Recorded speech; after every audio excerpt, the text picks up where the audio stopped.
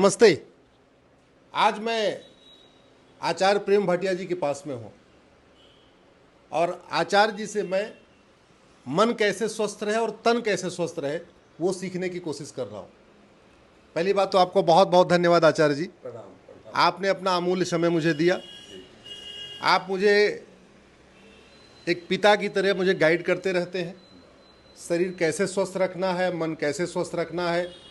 और आपको मैं विशेष रूप से इसलिए धन्यवाद दूंगा कि आप अपनी तरफ से हमसे पूछते रहते हैं कि मैं कैसे स्वस्थ रहूंगा। आप देख रहे होंगे ये विश्व भारती योग संस्थान आचार्य जी ने शुरू किया हुआ है। दिल्ली में आचार्य जी रहते हैं, पूरे देश भर में घूमते रहते हैं लोगों को। आचार्य जी का अंतिम उद्देश्य यही है, लोग तन से भी स्वस्थ रहें और मन से भी स्वस्थ रहें। तन से स्वस्थ करने के लिए बहुत लोग हैं, लेकिन मन से स्वस्थ रहें ये ज़्यादा महत्वपूर्ण है। बहुत बहुत धन्यवाद आचार्य जी। आप जरा इस पूरी विधा के बारे में अगर आप बताएं तो अच्छा रहेगा। शुक्रिया आपके आने का यहाँ पर। पहले आपने कुछ दिन अभ्यास भी किया है ना, बड़ा अच्छा, शायद आपको ठीक ही लग रहा होगा। बहुत बढ़िया, आनंद आ गया, एकदम नई विधा है। जी जी जी जी। तो एक तो मैं ये कहना चाहूँगा कि योगाभ्यास जो है ना, केवल शारीरिक क्रियाएं नहीं है ना, और शारीरिक क्रियाओं का मतलब ये भी है कि हम जो काम करते हैं वो केवल शारीरिक मांसपेशियों पर काम नहीं करते, हम प्राण शक्ति को भी यूज़ करते हैं। We inhale, retain our breath and then do some exercises, right. तो इससे क्या होता है कि हमारी प्राण भी हमारे कंट्रोल में आने लगते हैं और हमारी प्राण शक्ति भी बढ़ने लगती है। एक और हमारी मांसपेशियाँ, जोड़ों पर हम काम करते हैं, वो एजाइल होती हैं। दूसरी ओर हमारी प्राण शक्ति बढ़ती है। तीसरी एक बात और है, यदि हम ध्यान नहीं देंगे तो या तो हम शक्ति से ज़्यादा कर बैठेंगे या हम शक्ति से कम करेंगे। तो ज़्यादा करेंगे तो कुछ ना कुछ खिंचाव हो जाएगा, और कम करेंगे तो आपको मज़ा नहीं आएगा। जैसे रोटी जली हुई अच्छी लगती है आपको या कच्ची? तो जलती कैसे है? बेध्यानी से। और कच्ची कैसे रह जाती है? बेध्यानी से। पकती कैसी है? ध्यान से। तो ये तीनों चीज़ें का समन्वय जो है वो शायद आपको कहीं पर भी किसी स्कूल में नहीं मिल पाएगा, कि शरीर के जोड़ों पर, शरीर की मांसपेशियों पर काम करना और प्राण शक्ति को साधना और उसके बाद ध्यान पूरा बनाए रखना। मतलब जो हमारे ऋषि महर्षि करते थे, आप उसी को दोबारा फिर से रिवाइव कर रहे हैं। हाँ, मुझे नहीं पता कि जो वो करना चाहते थे, मुझे लगता है वो यही चाहते थे। हमने कितना उसको ग्रहण कर पाए हैं, नहीं कर पाए, एक अलग बात है, पर मुझे लगता है ये सभी वही चाहते थे। यदि मैं कोई काम कर रहा हूँ और ध्यान से नहीं कर रहा हूँ तो क्या इसका मतलब हुआ? अच्छा, ये आप योग प्राणायाम के साथ आपने ऐसे बहुत सारी किताबें भी लिखी हैं, ये जाने जिंदगी। जी जी। अभी आपसे चर्चा हो रही थी। आचार्य जी योग कराते हैं, प्राणायाम कराते हैं, तन मन स्वस्थ रखें कैसे कराते हैं, लेकिन हंसना कैसे, खुश कैसे रहना वो भी सिखाते हैं, और हमेशा खुश भी रहते हैं। आचार्य जी ने बहुत सारी किताबें लिखी हैं, मैंने इसमें से कई किताबें मैंने खुद भी पढ़ी हैं। तो ये जो आप ऑल ऑफ सडन लिख देते हैं कि जो मन में आता है उसको शायरी के रूप में लिख देते हैं आप? नहीं, ऐसा तो नहीं है जी। हाँ, जो मुझे लगता है कि ये सही है उसको लिख देते हैं। ये सबके लिए सही होगा।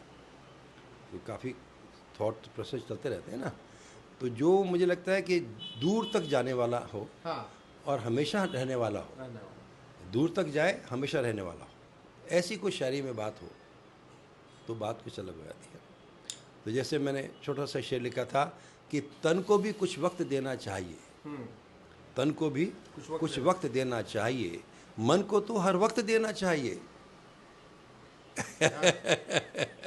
एक बात आचार्य जी बताइए, अगर मैं आपसे, मान लीजिए आपको भगवान कहते हैं कि मोदी जी कहते हैं कि आपको हम एक मंत्रालय देंगे जी, आप कौन सा मंत्रालय लेना पसंद करेंगे? गृह मंत्रालय, वित्त मंत्रालय, शिक्षा मंत्रालय, स्वास्थ्य मंत्रालय, दुनिया भर के मंत्रालय, और उस मंत्रालय में आप क्या करना चाहेंगे अगर आपको ये अवसर मिलता है तो? हाँ, ये तो बढ़िया है, बढ़िया अपॉर्चुनिटी है। मुझे लगता है कि सबसे ज़्यादा महत्वपूर्ण है शिक्षा मंत्रालय। शिक्षा मंत्रालय। यदि किसी को शिक्षित हम ठीक से नहीं कर पाए तो उससे क्या उम्मीद करेंगे? तो वर्तमान शिक्षा के बारे में आप बताइए। वर्तमान जो शिक्षा है, ये शिक्षा आप इसको मानते हैं जो आज की प्राइमरी में, जूनियर में पढ़ाई जा रही है, इसको आप शिक्षा मानते हैं? हाँ, आप खुद ही जांच कर देख लीजिए। आप तो बड़े एडवोकेट हैं और इतना सारा पीएल आपने फाइल किए हुए हैं, है ना? पीएल मैन अश्विनी जी को कौन नहीं जानता आज, है ना? तो आप सोचिएगा, क्यों बार बार आप कानून बदलने के लिए कहते हैं? क्यों आप बार बार कहते हैं कि नहीं ये कानून ठीक नहीं है, इसको ठीक होना चाहिए, गला सड़ा कानून है, ये पुराना है, ये अंग्रेज़ों का है, जैसा भी है? क्यों? क्योंकि जब तक हमारी कोई कानून की बात सीधी नहीं होगी, हम सही नहीं समझ पाएंगे, तो हम उसके ऊपर काम भी क्या करेंगे? तो कानून बनाने के लिए कितनी समझ चाहिए होगी, सोच सकते हैं कि एक ऐसी बात की जाए, क्योंकि देखिए संसार में जो अस्तित्व के नियम हैं वो कभी नहीं बदले हैं, वो यूनिवर्सल है। यूनिवर्सल हैं और कभी नहीं बदले हैं और कभी नहीं बदलेंगे। मानव की हर चीज़ बदलती रहती है, बार बार बदलती रहती है। आचार्य जी ने मुझे एक स्टिकर दिखाया है, ये लिखा हुआ आचार्य जी के पास है, इसमें लिखा है कि जो सर्व मानव के अनुकूल है वही शिक्षा है। वो शिक्षा है। इसका मतलब कि जो चीज़ भारत के बच्चों के लिए भी आवश्यक है, पाकिस्तान के भी, अरब वालों के लिए, रूस, अमेरिका, जो पूरी दुनिया के लिए आवश्यक है, वो शिक्षा है। वो शिक्षा है। उससे पहले तो लिटरेसी है। उसके पहले लिटरेसी है। शिक्षा क्या मतलब हमने सिर्फ ले लिया शब्दों को जानना, ओ। उसकी मीनिंग समझना और मीनिंग समझाना। लिटरेसी का मतलब शिक्षा नहीं है। नहीं है, बिल्कुल नहीं। शिक्षा हुआ है जो धारण किया जाए, जो नेचुरली जो आपके अंदर के पोटेंशियल को बाहर निकालता है, जो आपको तृप्त कर देता है, जो सबको तृप्त कर देता है। साथियों, मैं आचार्य जी से सीखने आता रहता हूँ। आप अगर दिल्ली एनसीआर में रहते हैं या बाहर कहीं रहते हैं, आपको भी जब कभी अवसर मिले तो आप भी संपर्क कर सकते हैं। आचार्य जी का नंबर लिखा हुआ है 985821993331। ये हमारे टीचर हैं। अच्छा, आपके टीचर हैं। टीचर है, ये हमारा। ये आपका नंबर है 8860793022। ये आचार्य जी इस नंबर को उठाते हैं। बहुत अच्छा लगा आपसे मिलकर आचार्य जी, और बहुत अच्छा लगता है। हम तो अपने आप को खुशनसीब मानते हैं, इसलिए विशेष रूप से कि आप पिता के समान, एक गार्जियन के समान स्वतः अपनी तरफ से मुझे याद करते रहते हैं, और मेरे स्वास्थ्य के बारे में आप चिंता करते हैं कि मैं स्वस्थ रहूं, मैं ठीक से रहूं। मेरे पास कोई शब्द नहीं है आपको धन्यवाद देने के लिए, मेरे पास कोई शब्द नहीं है। ये आपका ना अच्छा मन है, आपकी अच्छी फीलिंग्स हैं। हम कितने काबिल हैं, हम कितना कर पा रहे हैं। आप तो कितना देश देशांतर में घूम घूम के अपनी बात को कितने अच्छे से रख रहे हैं, और कितने सारे आप चीज़ें परिवर्तन चाहते हैं जो हमें वो चाहिए। मैंने एक और शेर सुना देता हूँ छोटा सा इसके ऊपर, कि जो अस्तित्व के नियम की बात हो रही थी, तो लिखा है, अपनी बनाई चीज़ें मुझको ना रास आईं। जो मैंने सोचा और मैंने बनाया नियम, अपनी बनाई चीज़ें मुझको न रास आईं, तेरी बनाई चीज़ों में इतना सुकून कैसे। अरे वाह। तो उसमें सुकून कैसे है? वो हमेशा के लिए है, सबके लिए है। मैंने आपकी एक बात गांठ लिया जी, कि सबसे पहले तन और मन को ठीक रखना है, उसके बाद ही बाकी सब दुनिया। बहुत बढ़िया। सबसे आज ये मैंने आपकी बात गांठ लिया। जय हो, जय हो। आज आपकी बात गांठ लिया कि सबसे पहले तन को स्वस्थ रखना है, मन को स्वस्थ रखना है। और तन तब तक स्वस्थ नहीं हो पाएगा, ध्यान दीजिएगा। हाँ। आपने पहले बोला था शुरू से, हाँ। कि तन को ठीक करने के कई सारे तरीके हैं। हाँ।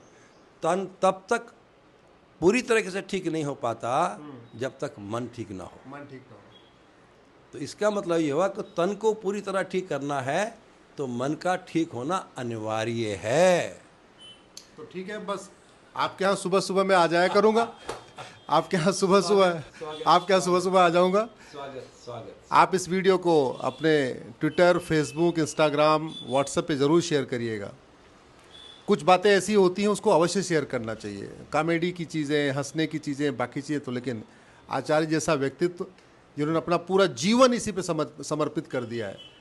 और एक बात और मुझे आज बहुत अच्छी लगी, आचार्य जी कहना है कि अच्छे लोगों का स्वस्थ होना ज़्यादा आवश्यक है, अच्छे लोगों का तन मन से स्वस्थ होना ज़्यादा आवश्यक है, ये देश के लिए बहुत आवश्यक है। आचार्य जी ने बात मुझे कही कि एक बार बुरे लोग बीमार हो जाए कोई दिक्कत नहीं है, लेकिन अच्छे लोगों का तन मन स्वस्थ होना बहुत ज़रूरी है। बहुत बहुत धन्यवाद आचार्य जी, बहुत बहुत आभार। आपके आपके आने का बहुत बहुत शुक्रिया। आते रहिएगा, मिलते रहेंगे। जो अच्छा हो जाएगा, बहुत अच्छा। थैंक यू, शुक्रिया।